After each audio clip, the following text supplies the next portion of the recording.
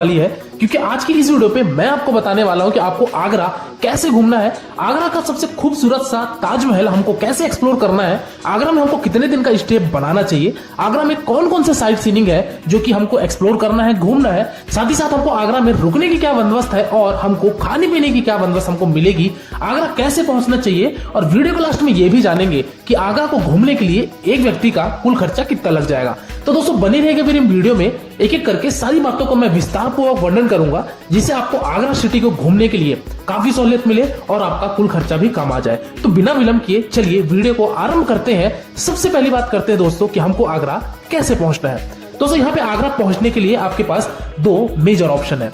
पहले ऑप्शन की अगर मैं बात करूं दोस्तों तो वो है आपका बाई ट्रेन का। दोस्तों यदि आप ट्रेन से आना चाहते हैं तो आगरा में दो रेलवे स्टेशन है, एक है आगरा कैंट और दूसरा है यहाँ पे आगरा फोर्ट। दोनों ही स्टेशन पे ट्रेनों का परिचालन होता है, लेकिन मैक्सिमम ट्रेनें आगरा कैंट में रुकती है, जिसको आगरा छावनी भी बोला जाता है हिंदी में। तो दोस्तों आप आगरा छावनी तक पहुंच के आप आगरा सिटी को एक्सप्लोर कर सकते हैं। कौन कौन से पॉइंट्स को हमको एक्सप्लोर करना है, ताजमहल कैसे जाना है, इसकी बात हम अभी आगे चर्चा करते हैं। वही अगर मैं दूसरे ऑप्शन की बात करूं दोस्तों तो वो है आपका बाई फ्लाइट। दोस्तों यदि आप फ्लाइट से आना चाहते हैं तो आगरा में ही हमारा एयरपोर्ट है, जो की पंडित दीनदयाल उपाध्याय सिविल एयरपोर्ट है। यहाँ पे फ्लाइट का परिचालन बहुत ही कम होता है। तो यदि आप नियर बाई एयरपोर्ट आना चाहते हैं या फिर अगर आपको आगरा तक के लिए डायरेक्ट फ्लाइट नहीं मिलती है तो आप या तो आ सकते हैं ग्वालियर, और ग्वालियर से आगरा की जो दूरी है वो लगभग आपकी 100 किलोमीटर की पड़ जाती है बाई रोड डिस्टेंस पे। तो आप वहां से आके आप आगरा पहुंच सकते हैं। वही दूसरा बड़ा एयरपोर्ट है वो है आपका इंदिरा गांधी इंटरनेशनल एयरपोर्ट दिल्ली। दिल्ली से भी दोस्तों आप यमुना एक्सप्रेस वे से आकर 180 किलोमीटर की दूरी तय करके आप आगरा पहुंच सकते हैं। चलिए दोस्तों अब बात करते हैं कि हम आगरा पहुंच चुके हैं और अब हमको आगरा में कहाँ स्टे लेना चाहिए, होटल के हमको क्या बंदोबस्त है, और इससे भी पहले ये जानेंगे कि आगरा में हमको कितने दिन की ट्रिप बनानी चाहिए।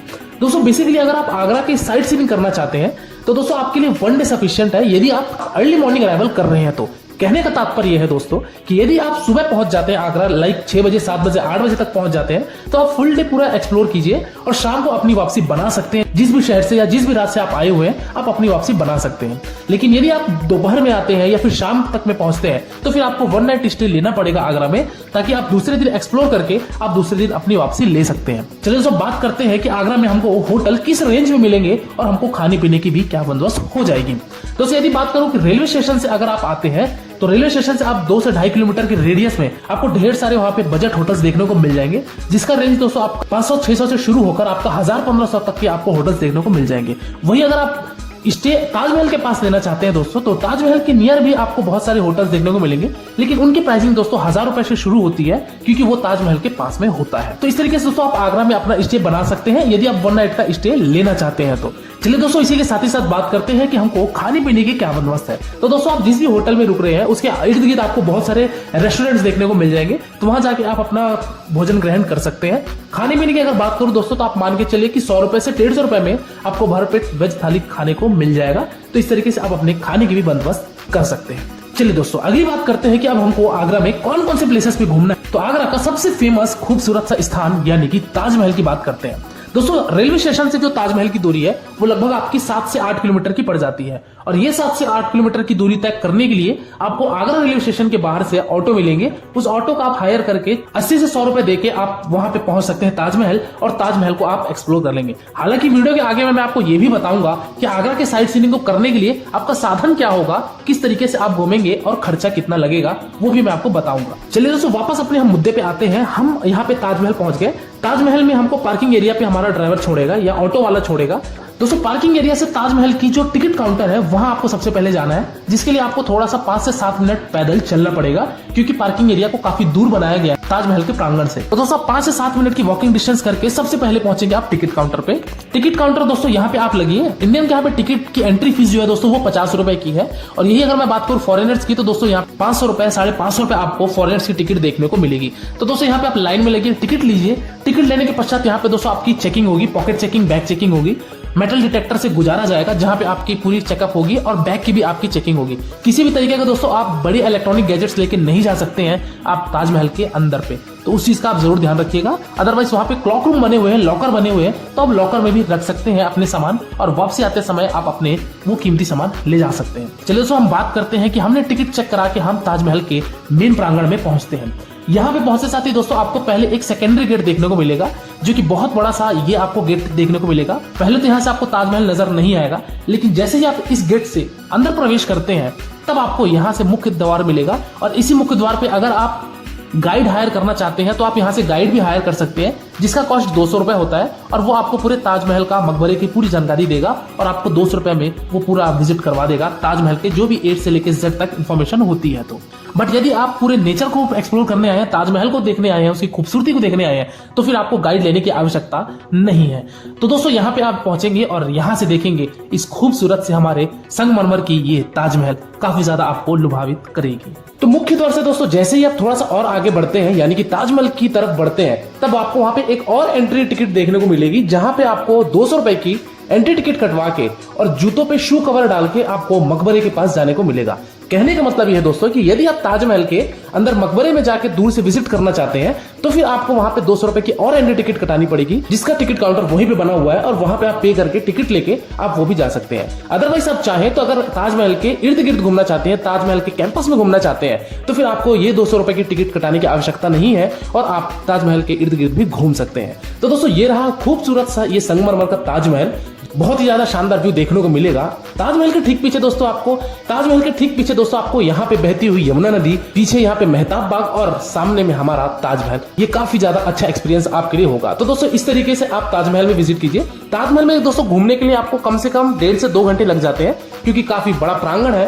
तो फोटोशूट कराते, घूमते, मस्ती करते, आराम से आप सभी चीजों को एक्सप्लोर कीजिए और एक्सप्लोर करने के पश्चात आप वापस से ताजमहल के एग्जिट गेट से आके पार्किंग एरिया पे जाइए और अपनी गाड़ी पकड़ के दूसरे स्थान की तरफ बढ़िए, जो कि है यहाँ का आगरा फोर्ट। दोस्तों आगरा फोर्ट आपका ताजमहल से लगभग 4 से 5 किलोमीटर की दूरी पे स्थित है। तो दोस्तों आप आगरा फोर्ट जैसे पहुंचेंगे तो यहाँ पे भी आपको सबसे पहले टिकट कटानी पड़ेगी। टिकट कॉस्ट दोस्तों यहाँ पे 40 रुपए होता है पर पर्सन। वही अगर फॉरेनर्स की बात की जाए तो दोस्तों 400 रुपीज होता है पर पर्सन। और इस आगरा फोर्ट में आप विजिट करेंगे। आगरा फोर्ट में भी विजिट करने के लिए दोस्तों आपको कम से कम आधे से 1 घंटे का समय चाहिए, क्योंकि ये भी फोर्ट काफी बड़ा है। यहाँ पे प्राचीन काल पे जो हमारा राजाओं की महल हुआ करते थे वो सब की भी यहाँ पे आपको चीजें देखने को मिलेगी। तो आप आगरा फोर्ट में आके सभी चीजों को एक्सप्लोर कीजिए, आराम से घूमिए। तो आगरा फोर्ट में भी आप कुछ समय रहिए, बिताइए, फोटोशूट कराइए और ये सब चीजें घूमने के पश्चात वापस आप पार्किंग एरिया पे आइए। पार्किंग एरिया पे दोस्तों अपनी गाड़ी पकड़िए और गाड़ी पकड़ के आप प्रस्थान कीजिए अपने अगले साइड सीन की तरफ, जो कि है आपका एतमतदौला। दोस्तों एतमतदौला को हालांकि मिनी ताजमहल बोला जाता था, क्योंकि जब ताजमहल का निर्माण नहीं हुआ था तो इसी को ताजमहल बोला जाता था, इसलिए इसका नाम आज के डेट में मिनी ताजमहल रखा गया है, जिसको बीबी ताज के नाम से भी जाना जाता है और ऑफिशियल नेम इसका एतमतदौला नाम रखा गया है। तो दोस्तों यहाँ पे भी आइए। यहाँ पे आते साथ ही दोस्तों आपको सबसे पहले 30 रुपए की एंट्री टिकट कटानी पड़ेगी। वही अगर बात की जाए फॉरेनर्स के लिए तो दोस्तों 260 रुपए आपका एक व्यक्ति का होगा। और ये टिकट लेने के पश्चात आप इस एतमतदौला में भी विजिट कीजिए। काफी शानदार व्यू यहाँ से भी आपको देखने को मिलेगा, क्योंकि इसका जो बैक साइड है यहाँ से आपको यमुना नदी देखने को मिलेगी। तो बहुत ही ज्यादा शानदार यहाँ से आपको व्यू देखने को मिलेगा, एक्सपीरियंस होगा। तो यहाँ भी रहिए, कुछ समय बिताइए, फोटोशूट कराइए और प्रस्थान कीजिए आप अगले साइड सीनिंग की तरफ, जो कि है आपका मेहताब बाग। दोस्तों मेहताब बाग आपका एक और नया डेस्टिनेशन आता है, जो कि ताजमहल का बैक साइड ये कहलाता है। मेहताब बाग में दोस्तों अक्सर लोग आते हैं फोटो शूट कराने के लिए, प्री वेडिंग शूट कराने के लिए, और साथ ही साथ इस मेहताब बाग में कई मूवी की शूटिंग भी हुई थी। तो दोस्तों आप मेहताब बाग आइए, यहाँ विजिट कीजिए, क्योंकि यहाँ का वातावरण, यहाँ का नेचर बहुत ही ज्यादा शांत है। तो यहाँ पे भी कुछ समय बिताइए। मेहताब बाग में आने के लिए दोस्तों आपको 25 रुपए की सबसे पहले एंट्री टिकट कटानी पड़ेगी और उसके पश्चात आप जैसे ही वहां पे आगे बढ़ेंगे तो यहाँ से आपको यमुना नदी और सामने आपके ताजमहल का व्यू बहुत ही ज्यादा शानदार देखने को मिलेगा। तो यहाँ पे भी कुछ समय एक्सप्लोर कीजिए और यदि आपके पास समय है तो आप चले जाइए फतेहपुर सीकरी, जो कि आपका अगला गंतव्य आता है हमारे आगरा के सिटी टूर में। दोस्तों हालांकि फतेहपुर सीकरी आपका आगरा से लगभग 40 से 45 किलोमीटर की दूरी पे स्थित है। तो यदि आपके पास समय है तो आप फतेहपुर सीकरी चली जाइए, वहां पे भी आपको टॉम देखने को मिलेंगे। तो वहां भी जाके एक्सप्लोर करके कुछ समय देकर आप वापस से आगरा आ सकते हैं। लेकिन आपके पास अगर समय की अभाव है तो आप उसी दिन अपनी प्रस्थान कर लीजिए अपने अपने शहरों के लिए, अपने अपने राज्यों के लिए। तो कुल मिलाकर दोस्तों एक दिन पर्याप्त होता है आगरा को घूमने के लिए, यदि आप अर्ली मॉर्निंग आते हैं तो। वही अगर आप शाम के वक्त आते हैं तो आपको 1 नाइट का स्टे अवश्य लेना पड़ेगा। चलिए दोस्तों अगली बात करते हैं कि इन सभी स्थानों को घूमने के लिए हमारा साधन क्या होगा और हमारा किराया कितना होगा। दोस्तों आप आगरा कैंट आइए, यानी कि रेलवे स्टेशन आइए, चाहे आप एयरपोर्ट आइए, आपको लेनी पड़ेगी वहां पे टैक्सी। दोस्तों ऑटो वाला आपका 4 से 5 पॉइंट घुमाने के लिए लगभग 500 से 600 रुपए लेगा। रेट तो वो ज्यादा कहेंगे, लेकिन आपको थोड़ी बार्गेनिंग करके आपको रेट 500 से 600 तक लाना है और वो 500 से 600 रुपए में ये सभी स्थानों को घुमा के आपको वापस से रेलवे स्टेशन पे ड्रॉप कर देंगे। वही अगर आप कार लेके घूमना चाहते हैं तो फिर दोस्तों कार वाले का चार्ज लगभग 1000 से 1200-1500 रुपए तक जाएगा और आप कार से भी इन सभी चीजों का एक्सप्लोर एक्सप्लोर कर लेंगे। तो दोस्तों ये था कि हमको किस तरीके से घूमना है और हमको कैसे घूमना है। चलिए दोस्तों अंतिम और लास्ट बात करते हैं कि इस आगरा यात्रा को करने के लिए हमको एक व्यक्ति का कुल खर्चा कितना लग जाएगा। तो दोस्तों यदि मैं बात करूं कि यदि आप 1 नाइट का स्टे नहीं लेते हैं, यानी कि सेम डे आकर सेम डे विजिट करके आप वापस ले लेते हैं, तो आपका एक व्यक्ति का मैक्सिमम टू मैक्सिमम 800 से 1000 रुपए खर्चा आएगा। इस फेयर में दोस्तों मैंने